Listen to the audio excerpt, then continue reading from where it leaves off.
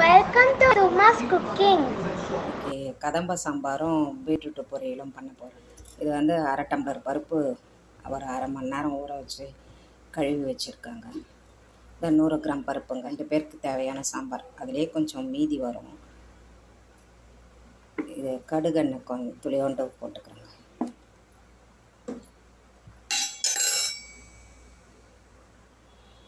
மஞ்சப்பொடி துளியோண்டு, 2 பல் பூண்டு, 4 பல், 2 இல்லைங்க 4 பல் பூண்டு.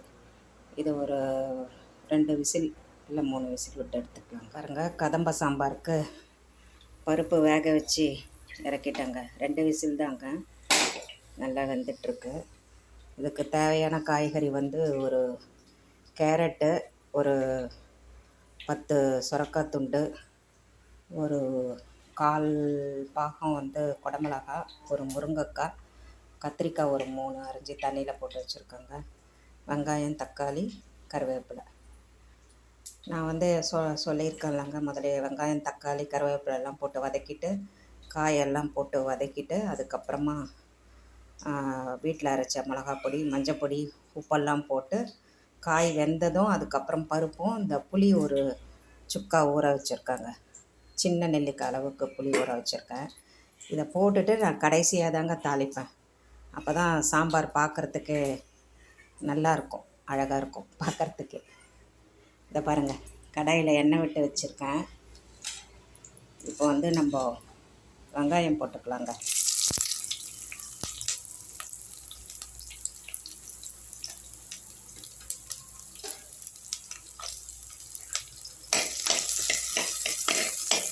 இது கண்ணாடி பதம்லாம் தேவையில்லைங்க, சும்மா வதங்கினா போதும். இல்லை நீங்கள் அப்படியே கூட தண்ணி ஊற்றி, உங்களுக்கு வதக்க வேண்டாம்னு நினச்சிங்கன்னா அப்படியே கூட தண்ணி ஊற்றி வேக வச்சுடுங்க. கருவேப்பிலை, சும்மா ஒரு வதக்கினா போதும். தக்காளி ஒரு 2 தக்காளி, மீடியம் சைஸ் தக்காளி. வெங்காயம் வந்து 1 மீடியம் சைஸ் போட்டிருக்காங்க. தக்காளி தான் 2 போட்டிருக்கேன்.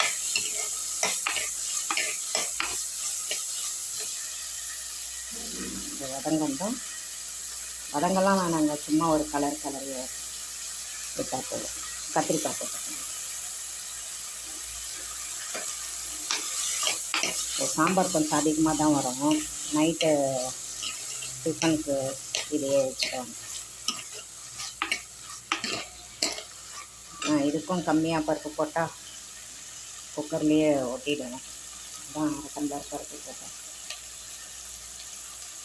இப்போ கேரட் சேர்த்துக்கலாம். எல்லாம் சேர்த்துடலாம், அப்படியே கூட சேர்த்துடலாம். அப்படியே சேர்த்துக்கலாம்.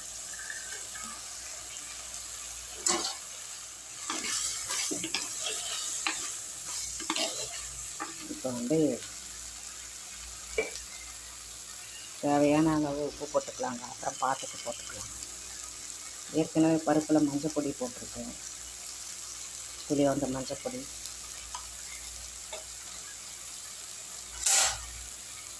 மிளகாப்பொடி இதில் தலை தட்டி தாங்க 2 போடணும்.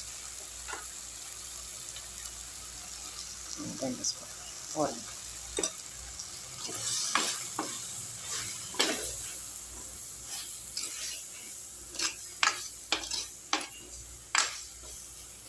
போதுங்க. இப்போ இருக்கிற பருப்பு தண்ணியை ஊற்றிடலாம்.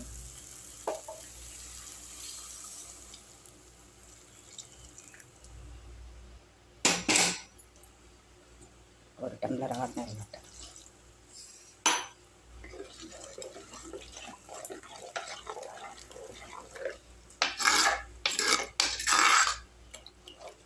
நீங்கள் குக்கரில் கூட வச்சு ஒரு விசில் விட்டு இறக்கிடலாங்க, அப்படி கூட பண்ணலாம். இப்போ பீட்ரூட்டுக்கு பொரியலுக்கு ஒரு பீட்ரூட்டு மீடியம் சைஸுங்க, பூண்டு தட்டி வச்சுருக்கேன். தாளிக்கிறதுக்கு வந்து ஒரு அரை ஸ்பூன் கடலைப்பருப்பு, அரை ஸ்பூன் உளுத்தம்பருப்பு, 2ம் ஒன்றா சேர்த்து போட்டிருக்காங்க. கருவேப்பிலை கொஞ்சோண்டு. நான் இதில் அந்த குக்கர்லேயே டைரெக்டாக தாளிச்சிட்டு 2 விசில் விட்டு இறக்கிடுவாங்க. அதுக்கப்புறம் ஓப்பன் பண்ணிவிட்டு அந்த தண்ணி சுண்டுற வரைக்கும் திரும்பவும் வதக்கிட்டு தேங்காய் பூ போட்டு இறக்கிடுவாங்க. இந்த பீட்ரூட்டில் நீங்கள் பீட்ரூட் சாப்ஸ் கூட பண்ணலாம். பட்டை லவங்கெல்லாம் போட்டு தாளிச்சிட்டு இதே பட்டை பட்டையாக ரவுண்டாக கட் பண்ணி வேக வச்சு பெப்பர் போட்டு இறக்கணுங்க இந்த சாப்ஸுக்கு நல்லாயிருக்கும். பீட்ரூட் திருகி போட்டு அடையிலையும் சேர்த்து சுடலாம், தோசையும் சுடலாம். ஆனால் அந்த ஸ்மெல்லு வரும். வடையும் சுட்டால் நல்லாயிருக்கும், அல்வாவும் நல்லாயிருக்குங்க. பாருங்கள், காயெல்லாம் வெந்துடுச்சுங்க. வருதுங்களா? கத்திரிக்காய், சுரக்காய், முருங்கைக்காய் எல்லாமே வெந்துடுச்சுங்க.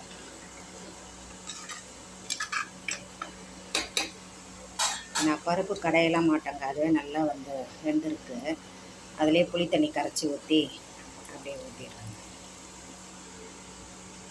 இது நல்லா கொஞ்சம் சலசலன்னு கொதிக்கிட்டோங்க. கொதிச்சா ஆஃப் பண்ணிவிட்டு பெருங்காய பொடி போட்டுட்டு தாளிக்க வேண்டிட்டாங்க.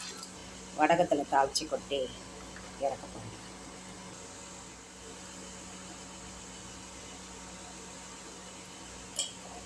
கொதிக்கிட்டோங்க. அப்புறமா இதே குக்கர்லேயே பீட்ரூட் தாளிச்சிட்டு 2 விசில் விட்டு இறக்கிடணும்.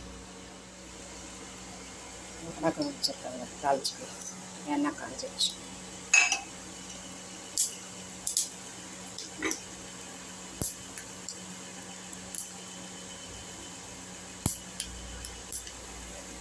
குறைஞ்சிடுச்சுங்களா? அவ்வளோதான் போட்டு கருகிறதுக்கு முன்னாடி போட்டணுங்க. ப்ரௌன் ஷேடு வரும்போது, டார்க் ப்ரௌன் வரும்போது சாம்பாரில் போட்டுக்கலாம். அவ்வளோ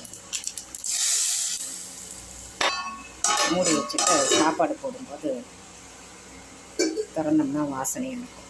2 ஸ்பூன் எண்ணெய் விட்டுருக்காங்க. போதும் அந்த எண்ணெய், வெறும் கடுகு உளுத்தம்பருப்பு தான். துளியாண்டு போட்டுக்கலாம். கடுகு பொரியுதுங்க. அந்த உளுத்தம்பருப்பு கடலைப்பருப்பு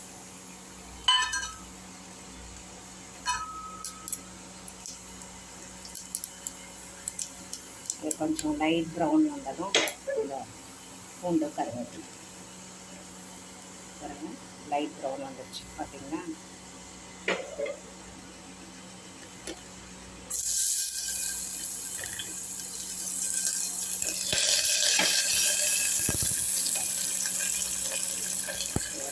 வதங்கும் இந்த பீட்ரூட் போட்டுக்கலாம்.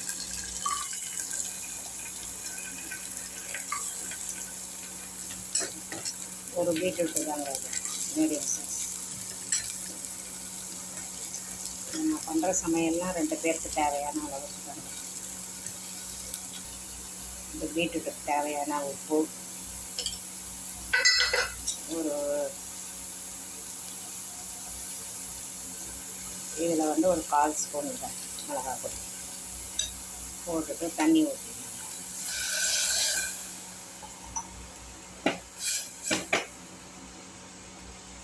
150 ml தண்ணி விட்டுருக்கேன். 2 விசில் வந்ததும் இறக்கிட்டு பார்க்கலாம். குக்கர் 2 விசில் ப்ரெஷர் அடங்கிடுச்சுங்க. திரும்பவும் ஸ்டவ் பற்ற வச்சுருக்காங்க. துளியோண்டு தண்ணி இருக்குது. இது சுண்டினதும் தேங்காய் பூ போட்டு இறக்கிடலாங்க. அவ்வளோ. இப்போ ஹைலியே வச்சுக்கோங்க, நல்லா வெந்துடுச்சு இல்லைங்களா? அதனால் ஹைலியே வச்சு தண்ணியாக சுட வச்சுக்கலாம். எப்படி வெந்துடுச்சு பாருங்க.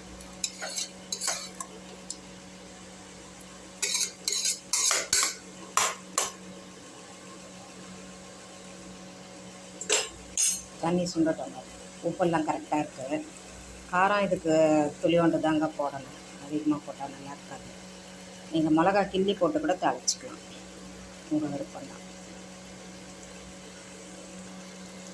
நல்லா தண்ணியெல்லாம் சுண்டிடுச்சு.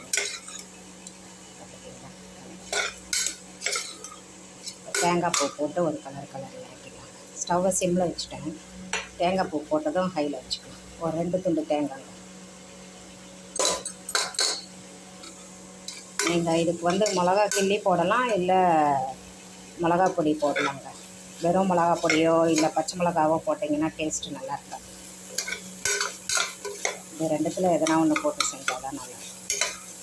இது பாருங்கள், அப்படியே கல்யாண வீட்டில் இருக்கிற மாதிரி வருது பாருங்கள். அப்படியே தொக்கு மாதிரி இருக்கும். இதில் நம்ம ஒன்றுமே போடலை, வெறுமனே கடுகு உளுத்தம்பருப்பு இஞ்சி பூண்டு பேஸ்ட்டு கருவேப்பிலை போட்டு தான் தாளித்தேன். சாம்பார் தாளித்து அப்படியே போட்டுருந்தோம்னாங்க. இப்போ கலக்கிட்டு சாதத்தில் ஊற்றிக்கலாம். கதம்ப சாம்பார் சூப்பராக இருக்குங்க.